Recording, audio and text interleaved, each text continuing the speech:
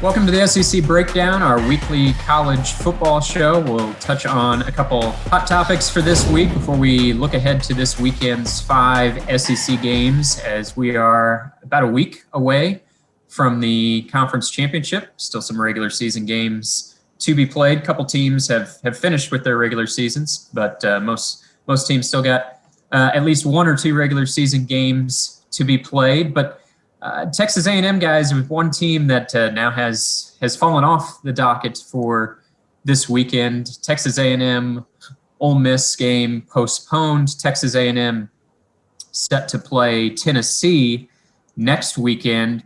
Now could have one fewer opportunity to try to impress the playoff committee with the game against Ole Miss scrapped for Saturday. How much do you guys think that affects Texas A&M and their possibility of getting into the college football playoff? And then also with the situation at Ohio State, having their game scrapped for this weekend against Michigan, how much might that factor into Texas A&M's chances? I think at the start it might help Ohio State a little bit, because one of the arguments there is going to be, do they have enough games? Well, one of the teams chasing them lost a game, so that might put that number a little closer. I wasn't sold on Texas A&M most of the year, even after the win at Florida.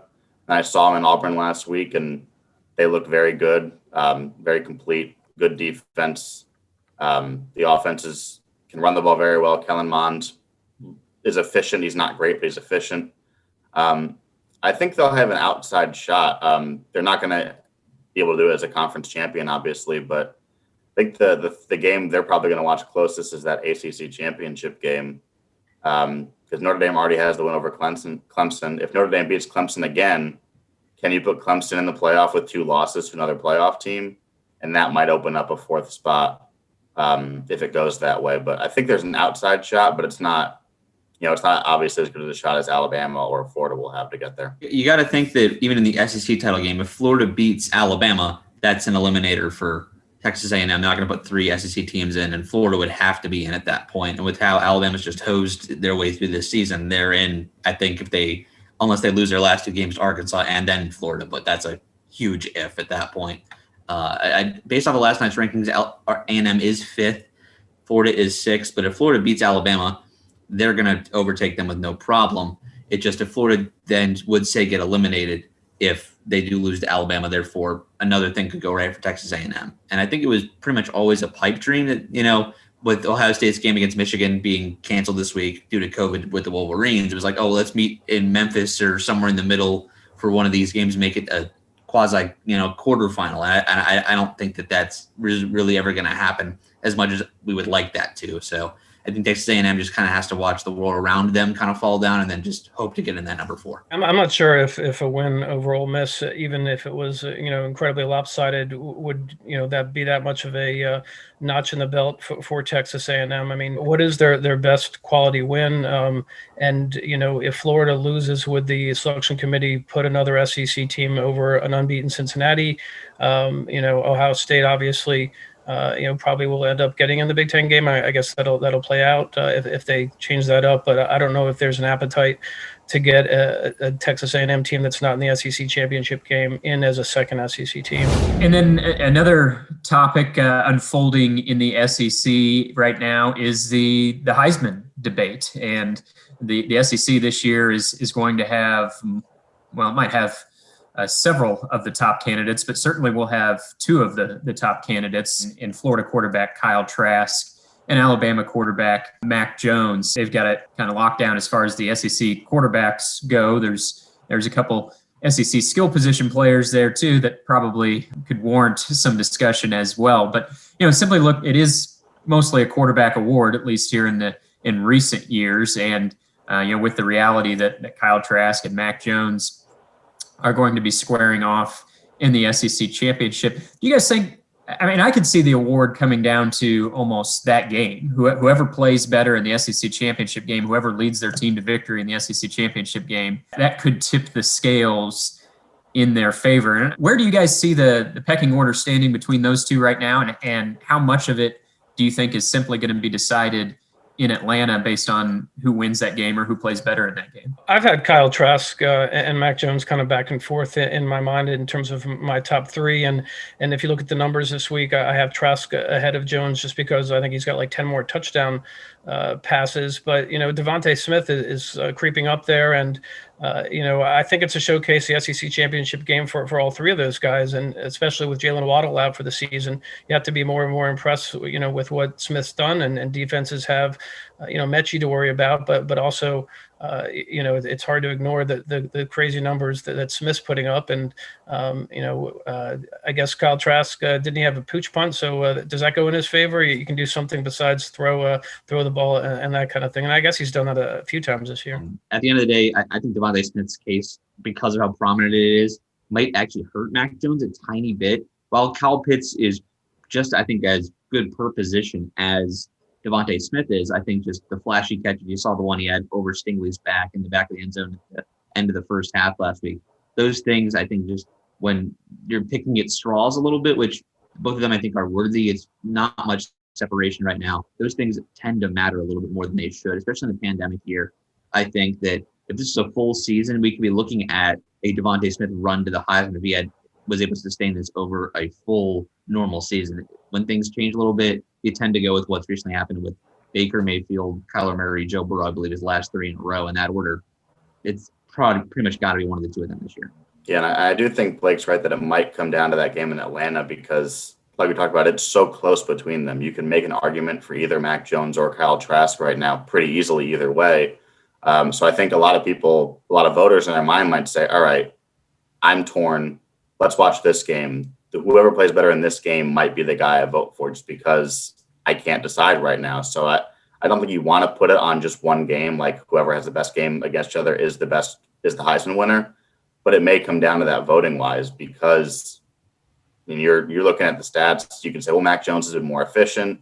Well, Kyle Trask has more volume, more touchdown passes, more yards. So you can argue it both ways. So it really might come down to just which one plays better in Atlanta and which team wins that game. Let's look ahead to the games this week, guys. 5 games, and we'll get our picks in. We'll start off with Auburn at Mississippi State. Criticism for Gus Malzahn, as there always is. Opportunity here for Malzahn to quiet his critics for 1 week, maybe. I'll take Auburn in this one. What do you guys think?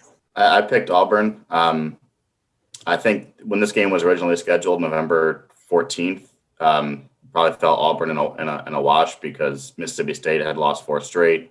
Auburn was playing great. Now Mississippi State still lost 2 straight, just playing better. Auburn, like you said, there's turmoil around Gus. It's December, so obviously he's on the hot seat again. That's going to be a discussion all week during that game. Auburn needs to win that one to at least quiet some of it. I don't even know if that'll quiet all of it, but it'll quiet a lot of it. So I picked Auburn. I think they'll win. They usually play pretty well when Gus's back's against the wall, but it's definitely not an easy victory at Mississippi State. I'll take Auburn also. I mean, isn't usually the Gus Malzahn hot seat talk about around Thanksgiving? I guess now it's into Christmas shopping season.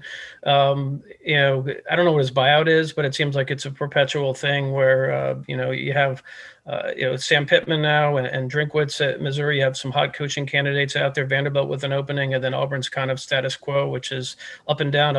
And, I guess this is the down year. We'll see if next year is the up year, but I'll take Auburn in this to get him off the hot seat for a week. It's kind of weird how the standards are in Auburn, where Gus Malzahn's on the hot seat, and yet they're consistently in the upper echelon of the SEC. Maybe because they're in the border with Alabama and they see just the success they have there year in, year out. That could be a thing. I think the buyout, and correct me if I'm wrong, Josh, but it might be like $21 million at the moment. Yes, $21 million.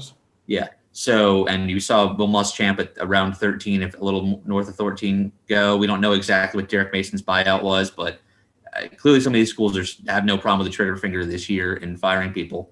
It would be a shocker to see Malzahn go after all the talk about it, but I am taking Auburn as well. I think that after last week, that was a very good Texas A&M team that Auburn held close with and didn't play all that well. So I think if they kind of put the pieces together, they'll be fine. Tennessee at Vanderbilt. Third-year Tennessee coach Jeremy Pruitt we could safely use the word embattled in front of his name now.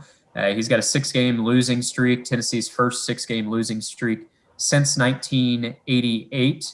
University of Tennessee has been playing football since 1891 and has never had a 7-game losing streak. Opportunity to avoid that against Vanderbilt. Vanderbilt struggling to just find enough scholarship players this week. There are under 50 scholarship players for this game, but they say they're going to play.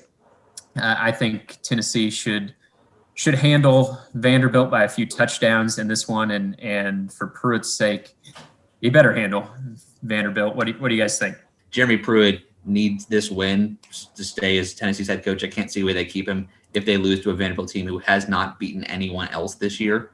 And with Georgia being their only reigning game, probably won't beat anybody else this year.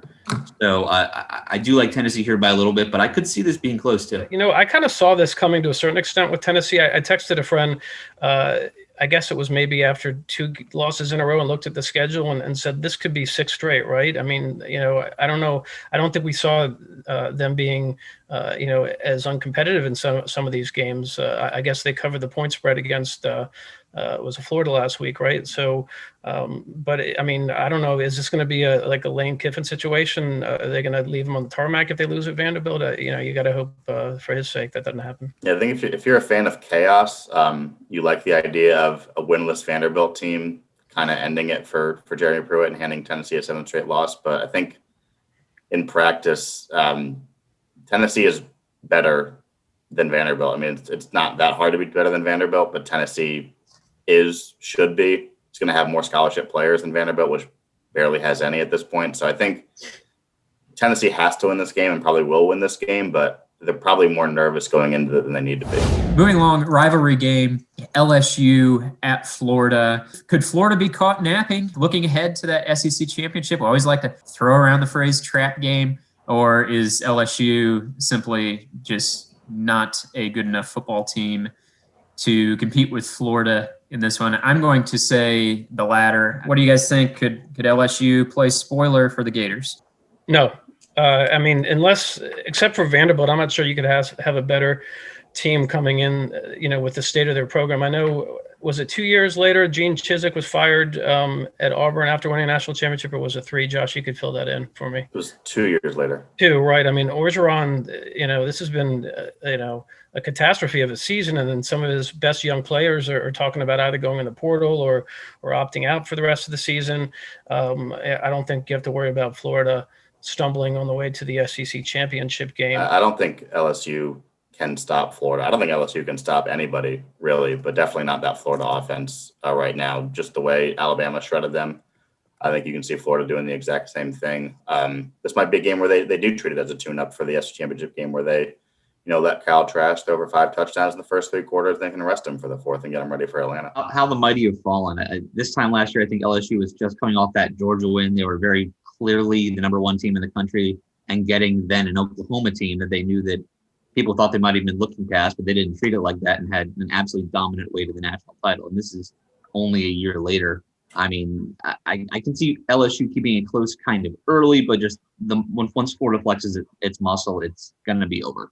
I take Florida by multiple touchdowns easily. Alabama has Arkansas this week. Sam Pittman might have been in line for SEC Coach of the Year, at least would have furthered his contention had he been able to beat Missouri on Saturday. But instead, Eli Drinkwitz pulled that out and said, hey, don't forget about me for the SEC Coach of the Year. Tough situation here for Arkansas to have to follow against Alabama. I see Alabama cruising, and it can pull some starters and get ready for Atlanta. Yeah, I think Alabama rolls pretty easily. They're just the best team in the SEC right now until someone dethrones them. I do think that Arkansas could, if it continues to fight, maybe pull off a backdoor cover. I think that spread's like 32.5 points. There's a lot of points to win by an SEC game.